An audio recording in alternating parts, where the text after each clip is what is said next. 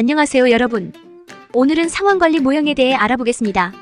이 모형은 학습자가 다양한 실제 상황을 시뮬레이션하고 그 상황에서 적절한 결정을 내리며 문제를 해결하는 능력을 개발하는 교수법입니다. 주로 비즈니스, 의료, 법률, 공공안전 분야에서 활용되며 학습자가 현장에서 요구되는 의사결정 능력과 문제 해결 능력을 실질적으로 연습할 수 있도록 돕습니다. 상황관리 모형의 핵심은 현실적인 문제를 설정하고 학습자가 이를 해결하는 과정에서 실질적인 경험을 쌓도록 하는 것입니다. 이 모형의 특징 중 하나는 학습자가 실제 직면할 수 있는 상황을 시뮬레이션하여 문제 해결 능력을 기르는 것입니다.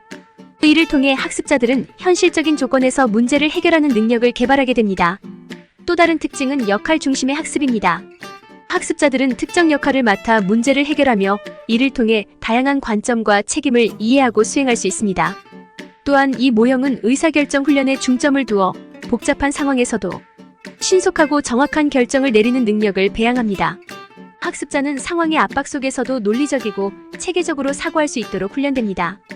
마지막으로 학습자는 실행 후 상황을 반성하고 자신의 결정과 그 결과를 분석하여 배운 점을 정리합니다. 교사는 이 과정에서 피드백을 제공하여 학습자가 개선점을 이해하도록 돕습니다.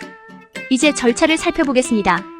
교사는 학습자에게 해결해야 할 실제 상황이나 시나리오를 제시합니다.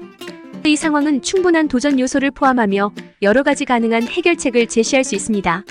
예를 들어 비즈니스 수업에서는 회사의 매출이 급감하는 상황에서 마케팅 전략을 재설계하라는 시나리오를 제시할 수 있습니다. 이후 교사는 학습자들에게 역할을 할당합니다. 각 역할은 문제 해결 과정에서 특정 관점이나 책임을 대변하며 학습자들은 자신의 역할에 따라 행동해야 합니다. 예를 들어 학생들은 가상의 회사에서 CEO, 마케팅 이사, 재무 담당자 등의 역할을 맡고 각자의 시각에서 문제를 분석하고 해결책을 제시합니다. 학습자들은 주어진 상황을 분석하고 문제의 본질을 파악하며 역할에 따라 상황을 다르게 해석합니다. 각자의 역할에 맞게 문제를 다각도로 접근하고 다양한 관점을 이해합니다.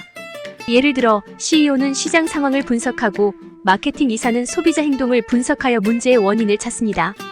이후 학습자들은 수립된 전략을 실행하고 결과를 분석하여 평가합니다. 교사는 학습자가 적절한 결정을 내렸는지 그리고 그 결정이 상황에 맞게 수행되었는지를 평가하고 피드백을 제공합니다. 학습자는 자신의 결정을 반성하고 더 나은 접근 방법을 논의합니다.